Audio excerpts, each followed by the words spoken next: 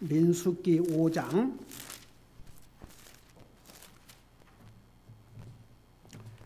1절에서 4절까지 우리 한 목소리로 읽겠습니다.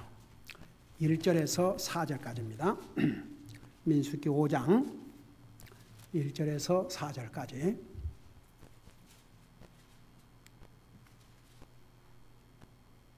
같이 읽습니다. 시작.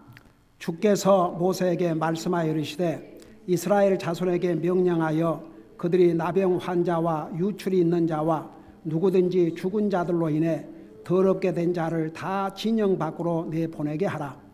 너희가 남자와 여자를 다 내보내되 그들을 진영 밖으로 내보내어 그들이 자기들의 진영을 더럽히지 못하게 할지니라.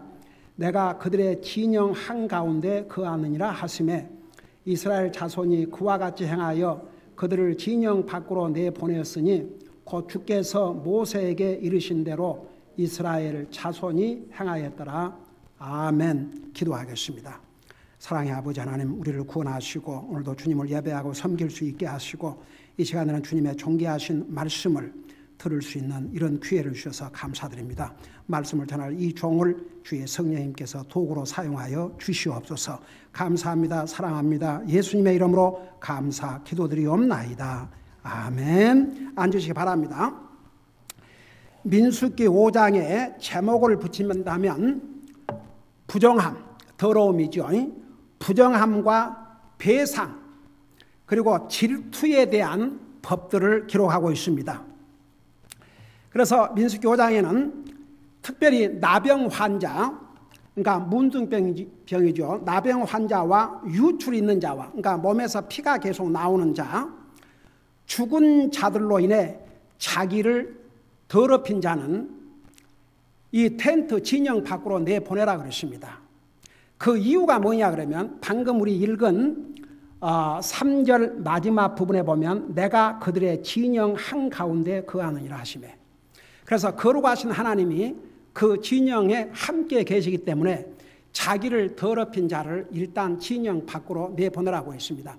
여러분 지난번에 우리 출애굽기를 공부하면서 이렇게 자기를 더럽힌 자는 얼마 기간 동안 분리해 있게 하고 또 아침부터 저녁까지 분리해 있게 하고 이렇게 해서 어떻게 다시 깨끗함을 받고 진영 안으로 다시 들어올 수 있도록 그거 다 우리 배웠죠. 다시 한번 이제 이동을 앞두고 대이동이 시작이 되는데 이동을 앞두고 이것을 이렇게 말씀해 주셨습니다. 두 번째 내용은 하나님과 사람 앞에 죄를 범했을 때 어떻게 해야 하며 그것을 자세하게 민수기 5장 기록하고 있고 마지막 아주 상당히 긴 부분을 이런 내용이 기록이 되어 있어요. 남편이 갑자기 자기 아내에 대해서 의심을 한다 이겁니다. 그랬을 때 어떻게 이것을 판결을 해서 이제 만일에 결혼한 아내가 잘못을 했으면 그 면에서 처벌도 해야 되겠지만 무엇보다도 억울하게 남편이 의심할 경우에 어떻게 아내를 지킬 것인가 이런 내용을 이제 기록하고 있습니다. 그게 이제 민수기 5장의 내용이에요. 근데 이제 이스라엘 백성이 지금 대이동을 하는데 아무리 이동을 한다 할지라도 그냥 무질서하게 아무렇게나 자기를 더럽히고 그리고 하나님 앞에 죄를 범하고 다른 사람에게 잘못을 하고 그것을 용납을 하면 무질서하게 됩니다. 그러면 한 국가가 이동을 하는데 큰 혼란이 빚어지죠.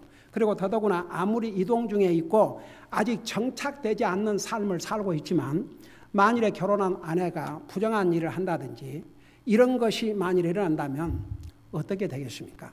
그래서 하나님께서 이런 것을 다 미연에 방지하기 위해서 그러니까 보세요.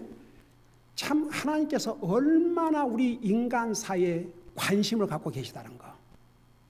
그래서 이렇게 민수기도 우리 쭉 창세기, 출애굽기, 레위기를 공부하면서 봤지만 이게 우리하고 무슨 상관이 있냐 하는데 우리하고 다 상관이 있습니다. 그래서 이 말씀을 기록해서 우리에게 주신 것입니다. 그래서 이제 1절에서 4절까지는 바로 자기를 더럽힌 자를 진영 밖으로 내보내라고 그랬습니다. 근데 자기를 더럽힌데 세 가지를 얘기했어요. 이 나병 환자, 그 나병은 속히 전달되지 않습니까? 전염이 되지 않습니까? 그리고 이제 그 몸에서 피를 흘리는, 특별히 이제 여자의 그 피리어드를 가리키는 것 같습니다. 그럴 경우에, 그리고 이제 또 죽은 자를 위해서 인해서 자기를 더럽혔을 때는 그 모세를 통해서 주신 법대로 자기를 깨끗게 할 때까지는 진영 밖으로 내보내라고 그랬습니다. 그렇게 해서 진영을 더럽히지 않도록, 더더구나 그 자리에는 바로 하나님이 임재하고 계시기 때문이라고 그랬습니다. 그러니까 보세요. 이스라엘 백성들이 이렇게 대이동을 하지만 그 텐트, 그 진영 안에 하나님께서 그들과 함께 계셨습니다. 그 다음에 이제 5절에서 10절까지는 하나님과 사람에 대해서 범법했을 때에 그 배상에 대한 법을 기록하고 있습니다. 이제 여기서 죄를 영어로 트레스패스라고 그랬는데, 가령 예를 들어서 상대방에게 손해를 끼치는 죄를 지었을 때 어떻게 이것을 할 것인가? 여러분, 이 말씀을 보면요, 사람에게 잘못을 하면 하나님 앞에도 잘못을 하게 되는 것입니다. 그래서 이런 죄를 범했을 때 어떻게 해야 할 것인지를 아주 구체적으로 말씀을 하고 있는데, 여러분 그걸 생각하면서 5절부터 보시기 바랍니다. 주께서 또 모세에게 말씀하여 이르시되 이스라엘 자손에게 이르라. 남자든 여자든 사람들이 범하는 어떤 죄를 지으며 주를 대적하여 범법하고 그 사람이 유죄가 되면, 그러니까 남자가 됐든 여자가 됐든 사람들이 범하는 어떤 죄를 짓고 주를 대적하여 범법하고 그 사람 유죄가 되면, 이제 7절에 어떻게 해야 될 것인가를 이렇게 설명하고 있습니다. 그들은 자기들의 지은 죄를 자백하고, 여러분 가장 중요한 게 뭐냐 그러면 잘못을 했을 때는 자기의 죄를 자복하는 것입니다. 그러니까 하나님 앞에 잘못했을 때는 하나님 앞에 자기 죄를 자복하고 용서를 구하고, 사람에게 잘못했을 때는 사람에게도 잘못을 고백하고 내가 잘못했다고 용서를 빌어야 됩니다. 그리고 손해를 끼쳤을 때는 손해배상을 하는데 그 원금에다가 얼마를 보태서 배상을 하냐면 20%. 가령 어떤 사람이 100불의 가치의 손해를 끼쳤다면 100불의 20%가 얼마입니까? 20불이죠. 그래서 그 20불을 더해가지고 120불을 배상하라고 그랬습니다. 여기에 특별히 그 트레스패스라는 것은 남의 영역을 침범하는 것입니다. 여러분 혹시 그 어디 가면 이렇게 잔디밭이나 이런 데다가 노 트레스패스 그런 편말 본 적 있어요? 그게 뭐냐 그러면 거기 들어가지 말라 이겁니다. 그러니까 우리가 하나님의 영역을 침범한다든지 그러면요 큰 죄를 범하게 됩니다. 그러니까 사람에게 손해를 끼치는 게 트레스패스입니다. 여러분 그 구약 성경에 보면 사울이 전쟁에 나가기 전에 하나님 앞에 먼저 헌물을 드려야 되는데, 그 하나님 앞에 헌물을 드릴 그 자격이 있는 사람은 누구였어요? 제사장밖에 없었습니다. 그런데 사무엘 제사장이 더디 오니까 사울이 결국 이 영역을 침범해서 하나님 제사장만 할 수 있는 그 헌물을 자기가 왕이라고 멋대로 드렸습니다. 그 일로 인해서 사울은 자기 왕국을 잃고 자기 생명도 잃는 결과를 가져왔습니다.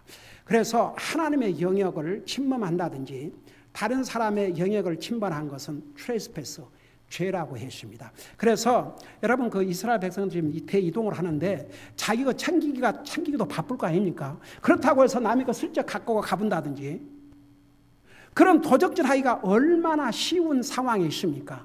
그러니까 하나님께서 그런 것까지도 다 컨트롤하도록, 너희가 사람에게 죄를 범했으면, 특별히 이제 남에게 손해를 끼쳤으면 그 사람에게 가서 잘못을 구하고 배상을 하도록 했습니다. 그래서 이제 손해를 당한 사람에게 원래 값의 20%를 더하게 했고, 그 다음에 이제 이런 내용도 나와요. 그 7절을 다시 한번 보세요. 그들은 자기들이 지은 죄를 고백하고 그는 자기가 범법한 것을 그것의 본래 것으로 갚되 거기에 그것의 5분의 1이 20%입니다. 5분의 1을 더하여 자기가 범법한 사람에게 그것을 돌려줄지니라. 근데 8절을 보세요. 그러나 만일 그 사람에게 친족이 없어서 범법한 것을 돌려줄 수 없거든 그 범법한 것을 주께 곧 제사장에게 돌려줄지니 이것은 그를 위하여 속죄할 때 쓸 속죄의 숫양 외의 것이니라. 자 보세요. 어떤 사람이 이제 다른 사람에게 손해를 끼치는 죄를 범했어요. 근데 그 사람이 그냥 죽어버렸어요. 그러니 이제 배상을 해야 되겠는데 그 배상을 하려면 성경에 우리 옛날에 출애굽기에서 자세하게 배웠죠. 가까운 친족에게 형제들이나 가까운 친족에게 배상을 해야 되는데 가까운 친족도 없다 그 말입니다. 그럴 때는 제사장에게 그것을 대신 갚으라고 그랬습니다. 근데 그걸 갚되 여기 뭐라는 거 아니? 이것은 그를 위하여 속죄할 때 쓸 속죄 숫양 외의 것이니라 그랬어요. 그게 뭔 말이냐 그러면 사람이 죄를 범하면 하나님 앞에 짐승을 헌물로 드렸어요, 안 드렸어요? 짐승을 헌물로 드렸죠. 그것은 그것대로 하고 이 범법한 그것을 가지고 와서 하나님 앞에도 그렇게 하지 말고 그 외에 범법한 것은 따로 희생의 헌물을 대제사장에게 주라 그랬습니다. 그 이유를 뭐라고 설명했냐면 9절에 이렇게 설명하고 있어요. 이스라엘 자손이 드리는 모든 거룩한 것들의 모든 헌물 곧 그들이 제사장에게 가져오는 것은 제사장의 것이 될지니라.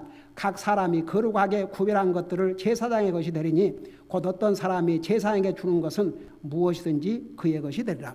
여러분 아시다시피 제사장과 레위 가족에게는 하나님께서 12지파에게 배분할 때 재산을 분배할 때 레위 가족, 그러니까 레위 가족 중에서 아론 제사장이 나왔죠. 제사장과 레위 가족은 아무런 상속도 주지를 않았습니다. 그 대신 남은 11지파가 11조를 가지고 하나님을 섬기고 먹고 살게 할 뿐만 아니라 그 다음에 이제 그들이 희생 헌물로 하나님 앞에 드린 것은 먼저 하나님 앞에 희생 헌물로 드리고 그 고기를 제사장과 그의 가족이 먹도록 그렇게 하셨습니다. 여러분 제사장도 사람이니까 먹고 살아야 될 거 아닙니까? 그리고 하나님의 성막에서 일하는 레위 자손들도 사람이 육체를 가지고 있으니까 먹고 살아야 될 거 아닙니까? 그래서 그런 방식으로 그들의 육신에 필요한 것을 공급을 하셨기 때문에 만일 이런 경우에 다른 사람에게 손해를 끼쳤는데 그 사람이 죽었다고 해서 쓱 입 닫고 지나가지 말고 친척을 찾아보고 친척도 없으면 제사장에게 그것을 주도록. 왜냐 그러면 제사장은 주님의 것이고 제사장들은 따로 그런 분깃을 받지 못하기 때문에 그런 방법으로 그들의 필요를 공급하도록 했습니다. 그리고 이제 11절에서부터 무려 31절까지는 남편이 아내에 대해서 질투심을 가지고 있을 때 여러분 참 이거 보면 하나님께서 얼마나 가정을 소중하게 여기시고 그리고 이제 예를 들어서 억울하게 부인이 남편의 의심만 받았다고 해서 함부로 처벌을 받으면 안 되니까 또 아내를 잘 보호하기 위해서 잘못한 것에 대해서는 벌을 줘야 되겠지만 그냥 남편이 의심한다는 그거 하나 때문에 만일에 아내와 이혼을 한다든지 그렇게 하면 안 되니까 그 보호해 주시기 위해서 이렇게 긴 설명을 주셨습니다. 이거 한번 잠깐 볼 필요가 있어요. 여러분 11절부터 보면 주께서 모세에게 말씀하여 이르시되 이스라엘 자손에게 말하고 그들에게 이르라. 만일 어떤 사람의 아내가 탈선하고 그에게 범법하며 어떤 남자가 그녀와 육체적으로 함께 누웠는데 그 일이 그녀의 남편의 눈에 드러나지 아니하고 숨겨져서 그 여자가 더러워졌으나 그녀를 대적하는 증인도 없고 그녀가 그런 일로 붙잡히지 아니하였어도 그에게 질투의 영이 임하여 그가 자기 아내를 질투하는데 그녀가 더러워졌거나 혹은 그에게 질투의 영이 임하여 그가 자기 아내를 질투하는데 그녀가 더러워지지 아니한 경우 그때에 그 사람은 자기 아내를 데리고 제사장에게로 가서 그녀를 위해 보리 음식 1에바의 10분의 1로 그녀의 허물로 들이되 그것에 기름도 붓지 말고 그 위에 유황도 두지 말지니라. 그것은 질투의 허물이요 기억나게 하는 허물 곧 불법을 기억나게 하는 허물이라. 16절 제사장은 그녀를 가까이 오게 하여 주 앞에 세우고 질그릇에 거룩한 물을 담고 성막 바닥에 티끌을 취하여 물속에 넣고 여인을 주 앞에 세우고 그 여인의 머리를 드러나게 하고 기억나게 하는 헌물 곧 질투의 헌물을 그녀의 두 손에 두고 저주를 일으키는 쓴물을 자기 손에 들고 여인에게 명하여 맹세하게 하고 그녀에게 이르기를 어떤 남자도 너와 함께 누운 적이 없고 또 내가 내 남편이 아닌 다른 자와 더불어 부정한 일 쪽으로 탈선하지 아니하였으면 저주를 일으키는 이 쓴물에서 내가 자유로운 몸이 되리라.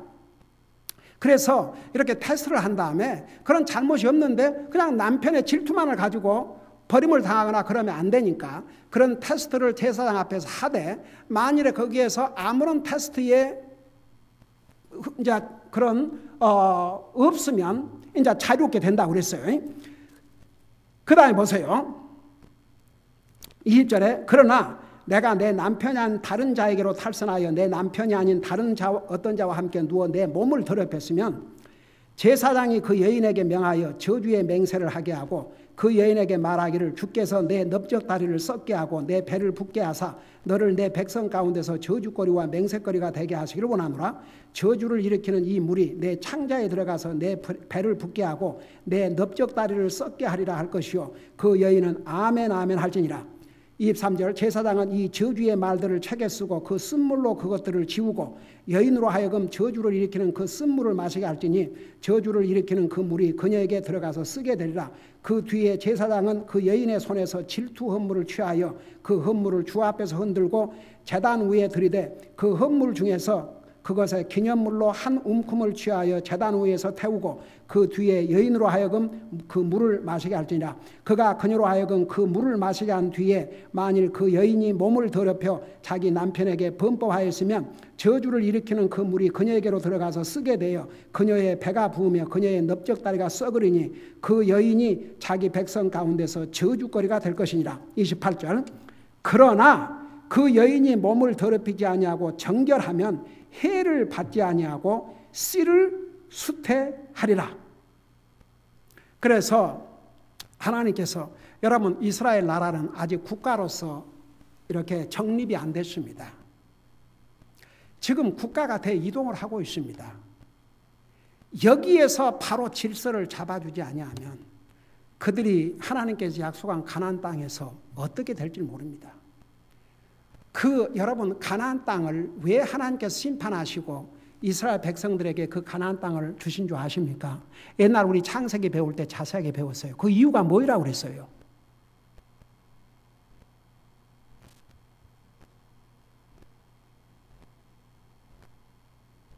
왜 이스라엘 백성들에게 그 가나안 땅을 주셨다고 그랬어요?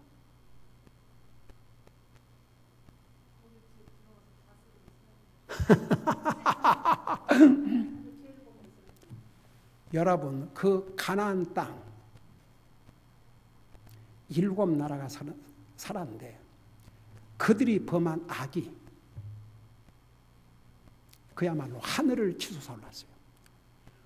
완전히 우상 숭배와 온갖 악으로 동성연애로부터 시작해가지고 그야말로 짐승을 그야말로 표현할 수 없는 그런 악을 그 땅에서 범했어요. 그래서 하나님께서 그 땅에 사는 거주민들을 쫓아내고 이스라엘 백성에게 그 땅을 주시면서 하나님께서 이스라엘 백성에게 뭐라고 경고를 했습니까? 그 땅에 가거든 저들의 모습을 본받지 말라고 그랬습니다. 그들과 결혼을 해서도 안 되고 그들과 그러니까 아들을 그 며느리로 받아들이지도 말고 그 딸을 그들의 아내로 주지도 말고 상관을 하지 말아라. 그들은 너무너무 악한 백성이라는 거 그걸 경고를 했습니다. 그렇게 했음에도 불구하고 결국 어떻게 됐습니까? 그 땅에 가서 그 땅의 백성들과 혼인을 하고 그들의 행한 악을 범하다가 결국은 그 일로 인해서 이스라엘은 이제 우리 사사기 보세요. 종살이의 종살이를 거듭하는 그런 가나안 땅에 들어가서도 얼마나 기가 막힌 일을 당했습니까? 그러니까 보세요. 지금 하나님께서 아직 나라로서 형성도 안 됐는데 이동 중에 있으면서 이게 잘 훈련하지 아니하면 어떤 일이 벌어질지 모르기 때문에 이렇게 훈련을 시킨 겁니다. 그래서 이 5장에서는 세 가지: 절대 자기를 더럽히지 말라는 거, 그 다음에 하나님 앞에 죄를 범했으면 하나님 앞에 용서를 구하고 하나님 앞에 속죄의 헌물을 하나님 드릴 뿐 아니라 사람한테 잘못을 했으면 그 사람에게도 용서를 구하고 반드시 배상을 하도록. 그리고 이제 남편이라고 해서 그냥 아내를 까닭 없이 의심하면, 그러니까 잘못을 범한 아내에 대해서는 하나님 심판하시지만 잘못이 없는 아내가 괜히 남편이 아내를 질투한다는 이유만으로 그 아내를 괴롭히거나 아내와 이혼하면 안 되니까 그 아내를 지켜주시기 위해서 이런 법을 만들어 가지고 그 가정을 지키도록 했습니다. 그러니까 우리 하나님 참 좋으신 하나님. 우리 하나님은 질서의 하나님. 하나님 우리를 아무렇게나 살라고 하신 게 아니고 이렇게 이것을 다 이스라엘 백성들에 가리키면서 동시에 우리에게 중요한 가르침을 주시고 계십니다.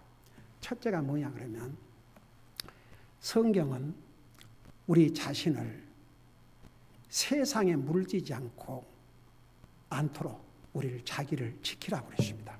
여러분 잠깐 우리 성경을 보십시다. 야고보서 1장 27절을 보시기 바랍니다. 야고보서 1장 27절.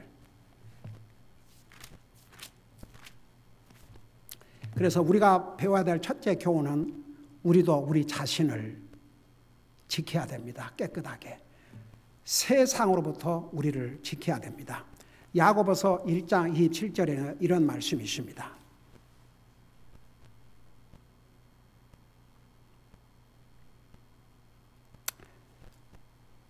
거기 보니까 하나님 곧 아버지 앞에서 순수하고 더럽지 않은 신앙심은 이것이니 고난 중에 있는 아버지 없는 자들과 과부들을 돌아보고, 제가 이 부분을 읽으면서 여러분 우리 그 고아들을 우리 돌보고 있지 않습니까? 신앙심이 뭔지 아세요? 고아들을 돌아보고 그 다음에 과부들을 돌아보고 그 다음에 보세요. 세상에서부터 자기를 지켜 더럽혀지지 아니하는 것이니라. 자, 그래서 여러분 그 당시에 이스라엘 백성들을 더럽히는 건 세 가지라고 그랬어요. 나병. 근데 그 나병은 우리 이사야 1장에 보면은 이 나병의 무서운 게 뭔지 아세요? 온 육체를 썩게 만듭니다. 근데 이사야 선지자를 통해서 그것은 꼭 죄와 같다고 그랬습니다. 죄는 우리를 완전히 썩게 만듭니다. 우리를 파괴시킵니다. 그래서 이 나병, 이 당시에는 나병과 그 다음에 유출하는 여자, 그 다음 유출, 그 몸에서 피가 나오는 경우, 그 다음에 죽은 자들로 자기를 더럽히지 말아라 했지만 오늘 신약 성경에서는 우리에게 이 세상으로부터 우리를 지키라고 했습니다. 자, 여기서 우리 이제 알아야 될 중요한 내용이 있습니다. 여러분 보세요. 사람은 세상을 좋아해요. 죄의 속성을 가지고 있기 때문에 죄를 좋아합니다. 그래서 성경에 사랑하지 말라는 게 딱 두 가지가 나오는데 세상 사랑하지 말라고 그랬고 돈을 사랑하지 말라고 그랬습니다.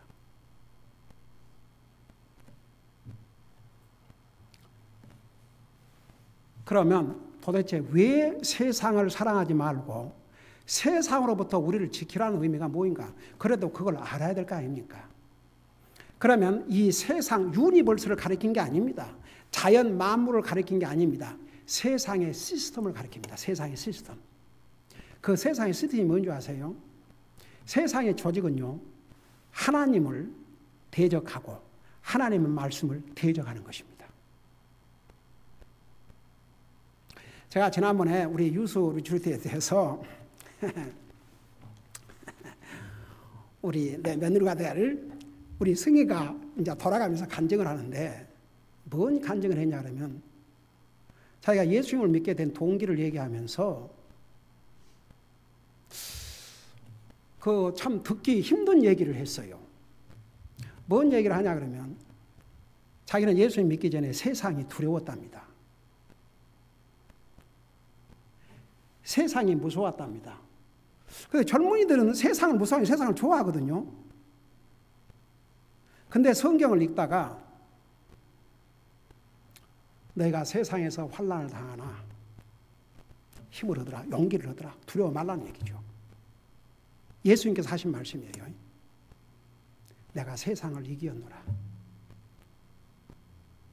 자기가 그 말씀을 읽으면서 자기는 세상이 두려웠는데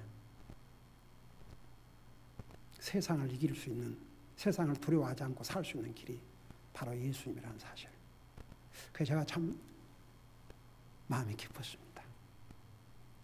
여러분, 이 세상은, 여러분 이 성경에서 하나님께 세상을 이처럼 사랑하사 그 세상은 사람을 가리켰습니다. 그러나 요한일서 2장 15절에서 세상을 사랑하지 말라 할 때는 세상의 조직을 가리켰습니다. 여러분 요한복음을 읽어보세요. 세상 우리를 싫어한다고 그랬습니다. 왜? 우리가 세상에 속해 있지 않기 때문에. 그러니까 세상이 누구를 미워하냐면 하나님 믿는 사람을 싫어한다고 말입니다.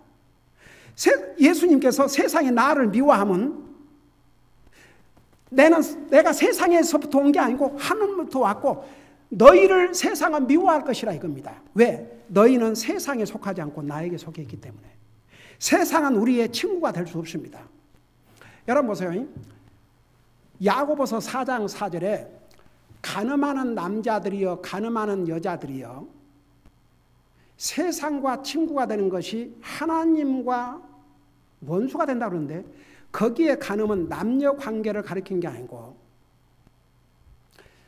여러분 그 성경에 영적인 가늠이 뭐냐 하면 우리의 신부는 우리의 신랑은 하나님이세요. 근데 하나님보다 더 사랑하는 거 있으면 그게 나에게 우상이요 영적인 간음입니다. 여러분 눈으로 한번 직접 봐요. 야고보서 4장 4절을 보세요.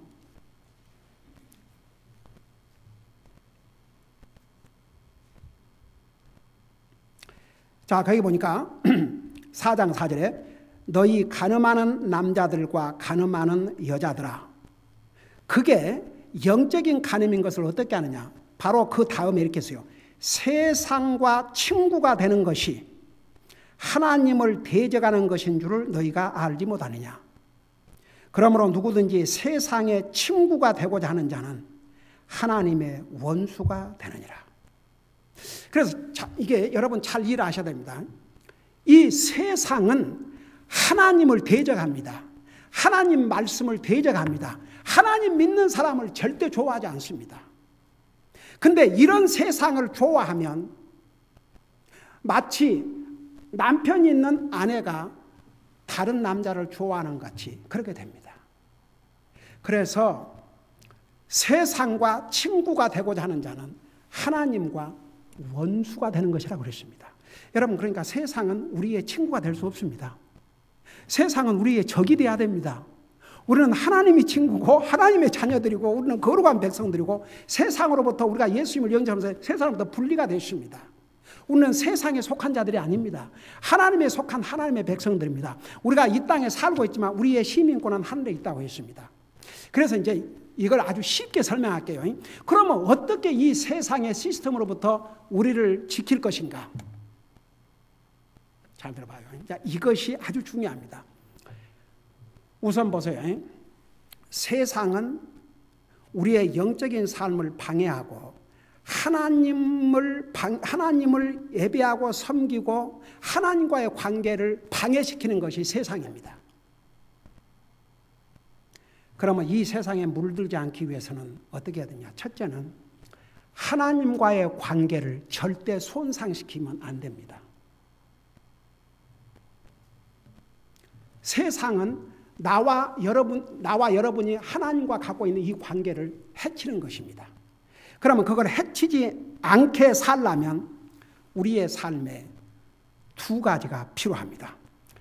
우리 디모데전서 4장 5절을 보세요. 디모데전서 4장 5절. 그럼 어떻게 우리가 이 험한 세상에서 우리를 지켜서 하나님과의 관계를 손상시키지 않을 것인가?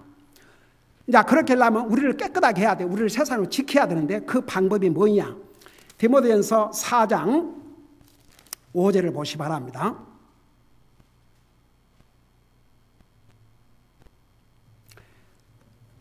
거기 보니까 5절에 그것은 하나님의 말씀과 기도로 거룩히 구별되었느니라.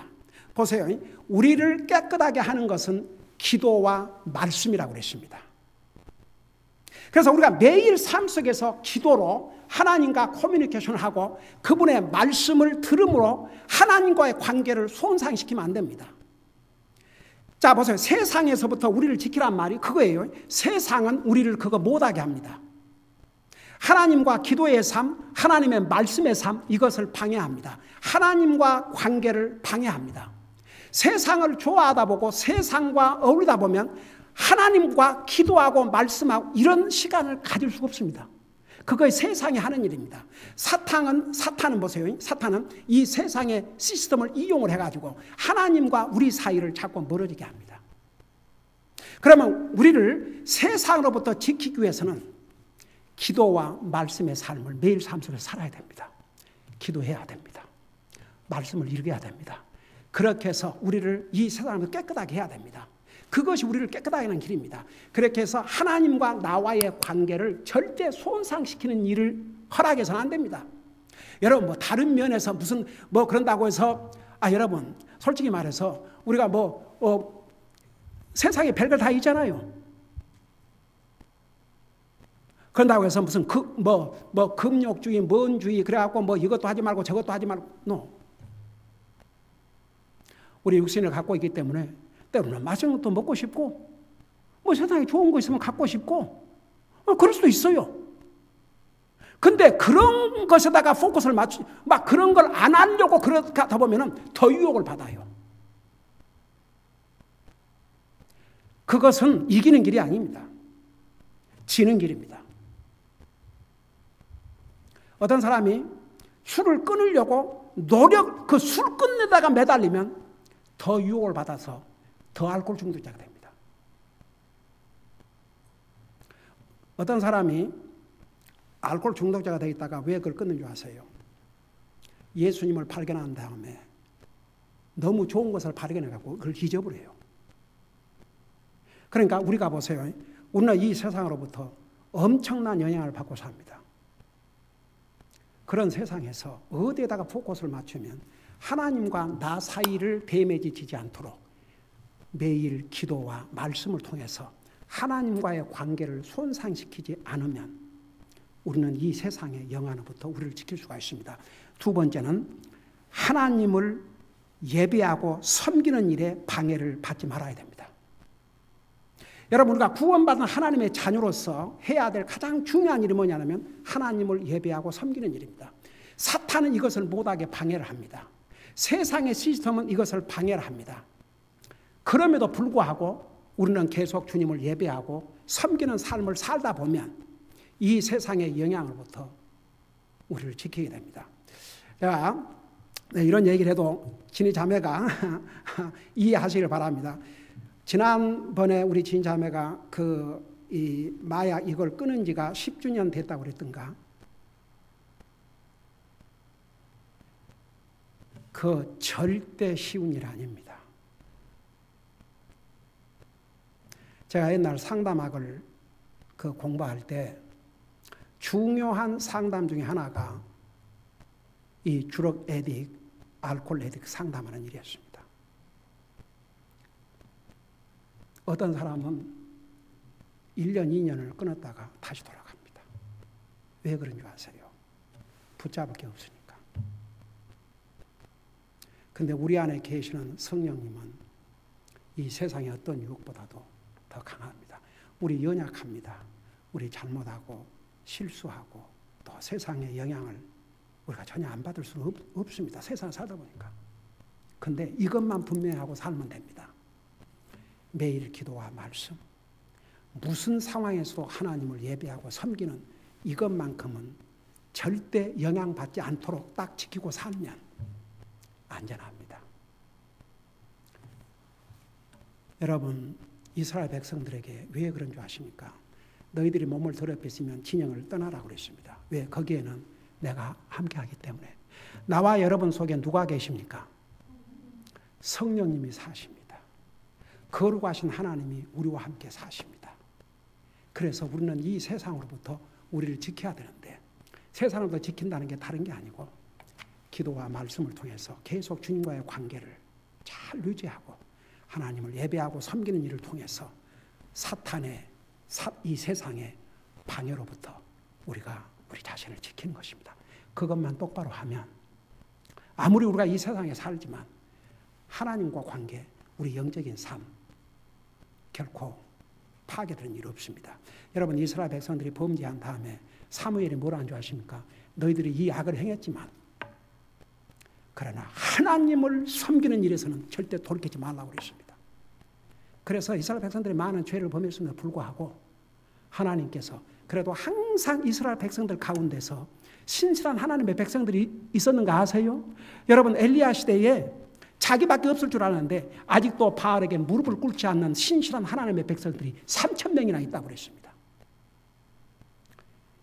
인류 역사에 아무리 세상은 험해도 항상 믿음의 사람들은 꾸준히 자기 길을 지키고 있었습니다. 우리도 그 중에 한 사람이 돼야 됩니다. 그 다음에 이제 두 번째 배워야 될 것은, 여러분 보세요. 죄를 범했을 때 제가 수없이 얘기했습니다. 우리 언약에서 죄를 범합니다. 하나님 앞에 죄를 범했을 때는 하나님 앞에 고백해야 됩니다. 이것만큼 아까 우리 배웠지 않습니까? 이스라엘 백성들 잘못해서 하나님 고백해라 했습니다. 이거 꼭 해야 됩니다. 그래야 우리 마음에 평화를 갖고 하나님과의 관계가 멀어지질 않습니다. 항상 잘못했을 때는 고백을 하고 용서를 구하면 됩니다. 그리고 사람에게 잘못을 해서 나로 인해서 어떤 사람이 아픔을 당하고 상처를 받았다면 그 사람에 가서 용서를 구해야 됩니다. 내가 잘못했다고. 그리고 어떤 물질적인 손을 끼쳤으면 배상을 해야죠. 그 다음에 마지막으로 고린도후서 요거 마칩시다. 고린도후서 11장 2절을 보세요. 고린도후서 11장 2절. 그 질투의 영에 대해서 아까 우리 배웠죠. 남편이 질투할 때 어떻게 해야 될 것을 우리 고린도후서 11장 2절을 보시기 바랍니다. 여러분, 우리 하나님에 대해서 성경 십계명에 보면은 우리 하나님은 사랑의 하나님, 자비 하나님, 은혜의 아버지, 용서의 하나님이지만 동시에 우리 하나님은 어떤 하나님이라고 그랬어요? 질투는 누구에 대해서 해요? 자기가 사랑하는 사람에 대해서 질투를 해요. 나하고 까닭이 없는 사람에 대해서 무엇 때문에 질투합니까? 하나님이 얼마나 우리를 사랑하셨으면 우리 하나님은 우리를 질투하신다고 하는데, 여러분 11장 1절 2절을 내가 이거 설명할게요. 3절까지 내가 읽고 설명할게요. 원하건대 너희는 나의 어리석은 것을 조금 용납하라. 참으로 나를 용납하라. 내가 하나님께 속한 질투로 너희에 대하여 질투하노니 이는 내가 너희를 순결한 처녀로 그리스도께 드리기 위해 한 남편에게 너희를 정혼시켰기 때문이라. 그러나 뱀이 자기의 강교한 마음으로 이불을 소용같이 어떤 방법으로든 너희의 마음이 그리스도 안에 있는 단순함에서 떠나 부패될까 내가 두려워하노라. 여기에 2절에 보면 내가 우리를 가리켰어요. 우리 그리스도인을 순결한 처녀로 그리스도께 드리기 위해 한 남편에게 너희를 정혼시켰다 그랬습니다. 여러분, 요한계시록에서는 우리를 교회를 그리스도의 신부라고 그랬습니다. 하늘나라 가면 결혼하지 않습니다. 우리 모두가 예수님의 신부가 됩니다. 그래서 여기에 우리를 그리스도의 신부로서 우리를 우리가 예수님을 영접하고 구원받은 순간에 우리는 예수님의 신부로서 이미 약속이 딱 되어 있습니다. 그래서 우리는 우리의 영원한 남편이신 주님에게 신실해야 됩니다. 충실해야 됩니다. 생각해 보세요. 결혼을 했는데 아내가 다른 남자나 만나러 다니고, 아이고야, 이거 큰일 아닙니까? 그래요, 안 그래요? 아이고, 남자들 자기들은 뭐 그럴 값이 와이프가 그래봐요. 그거 못 참지요. 그러니까 보세요. 우리가 영적인 의미에서 왜 이런 성경을 다 기록해서 우리에게 주셨냐 그러면 그것은 이스라엘 백성들에게 해당된 게 아니고 오늘 우리에게 성경은 구약 성경은 다 미래의 그리스도를 통해서 이루어질 것을 그림자로 보여준 사건입니다. 우리는 예수님의 신부입니다. 그 예수님을 향해서 우리는 신실한 신부로서 예수님의 아내수의 삶을 이 땅에서도 살아야 됩니다. 기도하십시다.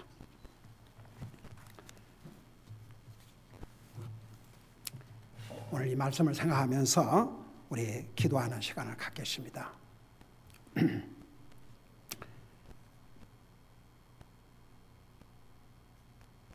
우리가 이 험난한 세상에서 우리를 지킬 수 있는 길은 매일 기도와 말씀으로 하나님과의 관계를 조금 더 틈이 없도록 하고 세상은 하나님과 멀어지게 하고 하나님을 예배하고 섬기는 걸 방해하기 때문에 항상 하나님을 예배하고 섬기는 것이 우리 삶의 우선순위가 되고 그러면 세상으로부터 우리를 지킬 수가 있습니다.